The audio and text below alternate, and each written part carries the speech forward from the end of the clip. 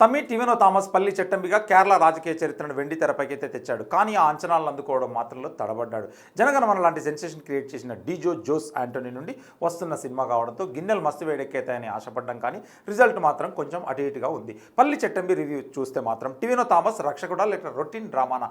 ఏమంటారు గ్యాంగ్, గిన్నెలు మస్తు వేడెక్కుతాయని ఆశపడ్డం, కానీ సీన్ కట్ చేస్తే ఇది పాత చింతకాయ పచ్చడి యాక్షన్ డ్రామా అని తేలిపోయింది. 1958 కాలం నాటి రాజకీయ నేపథ్యం ఉన్న మేకింగ్లో ఆ పాత వాసనలే పోలేదు. ముసుగులు తీసి అసలు మ్యాటర్ మాట్లాడుకుందాం. ఇకపోతే కథ చర్చి వర్సెస్ కమ్యూనిజం మధ్యలో పల్లి చట్టంబి.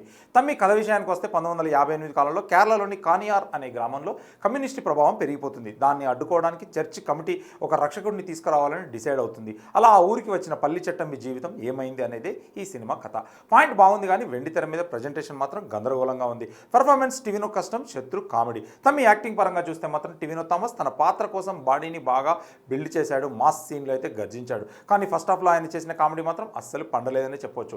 శత్రు, మన తెలుగు నటుడైతే శత్రు మెయిన్ విలన్గా ఒక లుక్ పరంగా భయంకరంగా ఉన్నాడు. కానీ ఆయన పలికిన మలయాళ డైలాగులు చూస్తుంటే విలనిజం కంటే నవ్వే ఎక్కువ వస్తుంది. ఇక కాయద్ లోహర్ ఈమె పాత్రలో గ్రేస్ ఉన్న డబ్బింగ్ మాత్రం పెద్ద మైనస్. ఇక టెక్నికల్ లోపాలైతే ఏఐ ఫైట్లో అవుట్డేటెడ్ మేకింగ్. తమ్మి సాంకేతికంగా చూస్తే జెక్స్ బిజాయ్ మ్యూజిక్ సినిమాని కాపాడడానికి ట్రై చేసింది, కానీ కట్టు చమ్మకం సాంగ్ మస్తు ఊపి మీద ఉంది. కానీ క్లైమాక్స్ ఫైట్లో సీన్లలో విజువల్స్ మరీ కృత్రిమంగా ఏఐ వాడినట్లు కనిపిస్తున్నాయి. దర్శకుడు డీజో జోస్ తన పాత స్టైల్ భారీ డైలాగులనే నమ్ముకున్నాడు తప్ప మేకింగ్లో కొత్తదనం చూపించలేకపోయాడు. తమ్మి కేరళ రాజకీయ చరిత్రలో విమోచన సమరం అనే పాయింట్ తీసుకున్న దాని కమర్షియల్ మసాలాలతో ముంచేశాడు దర్శకుడు. మొత్తం మీద ఇది ఒక సాదా సీదా యాక్షన్ డ్రామా మాత్రమే. ఏమంటారు గ్యాంగ్, టివినో థామస్ మాస్ అవతారం మీకు నచ్చిందా?